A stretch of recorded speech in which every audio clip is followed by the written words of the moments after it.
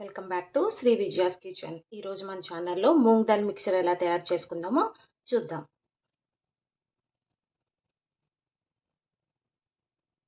నేను ఈ గ్లాస్తో ఒక గ్లాసు పెసలు తీసుకున్నాను. ఈ పెసల్ని మనం వాటర్ వేసి ఒక 6 to 8 అవర్స్ వాటర్లోనే సోక్ చేద్దాం. ఇలా నానబెట్టుకున్న పెసల్ని ఒక పొడి బట్ట పైన శుభ్రంగా ఎక్కడ మనకి చెమ్మ లేకుండా వీటిని ఆరబెట్టుకుందాం.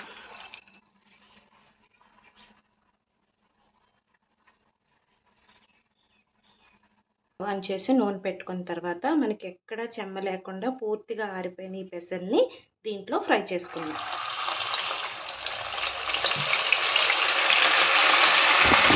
నేను స్టవ్ ఎప్పుడు మీడియం ఫ్లేమ్లో పెట్టి కొంచెం దీన్ని కదుపుతూనే ఫ్రై చేయాలి.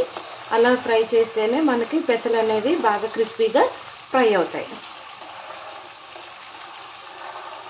మనకి పెసలన్నీ బాగా ఫ్రై అయిపోయిన తర్వాత వేరే దాంట్లోకి తీసేసుకుందాం. మనం ఈ పెసలు అనేది ఇలా పట్టుకొని చూస్తే ఇలా క్రిస్పీగా అయిపోతే కనుక ఫ్రై అయిపోయినట్టే. అలాగే మిగిలిన పెసలను కూడా ఫ్రై చేసేసుకుందాం. ఆయిల్లో పల్లీలు కూడా ఫ్రై చేసేసుకుందాం. అలాగే కాజు కూడా ఫ్రై చేసేసుకుందాం. ఇందులోనే కరివేపాకు కూడా ఫ్రై చేసేసుకుందాం. దీంట్లోనే నేను వెల్లుల్లిపాయలు కూడా ఫ్రై చేసుకుంటున్నాను. ఇది ఆప్షనల్, కావాలంటే వేసుకోవచ్చు, లేకపోతే లేదు. కానీ వెల్లుల్లిపాయ వేస్తే డిఫరెంట్ టేస్ట్ వస్తుంది. కారపూసకి మనం ఒక గ్లాస్ రైస్ ఫ్లోర్ తీసుకుంటే దానికి ఒక 2 స్పూన్స్ బేసన్ పౌడర్, ఒక 2 స్పూన్స్ సరిపోతుంది.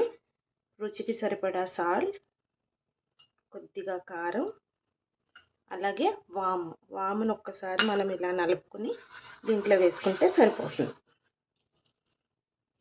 ఇవన్నీ వేసుకున్న తర్వాత కొద్దిగా గోరువెచ్చని నీళ్ళు వేసి ఈ పిండిని మిక్స్ చేసుకుందాం.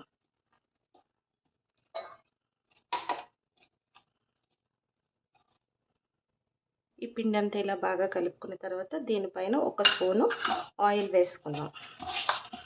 ఒకసారి బాగా మిక్స్ చేసేసుకొని పక్కన పెట్టుకుందాం.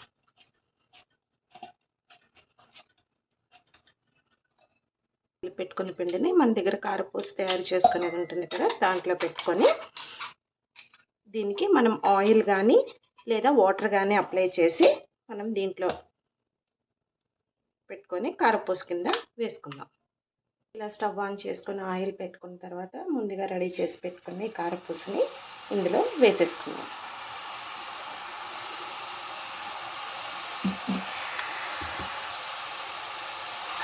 ఇలా రెండు వైపులా ఫ్రై చేసుకుందాం.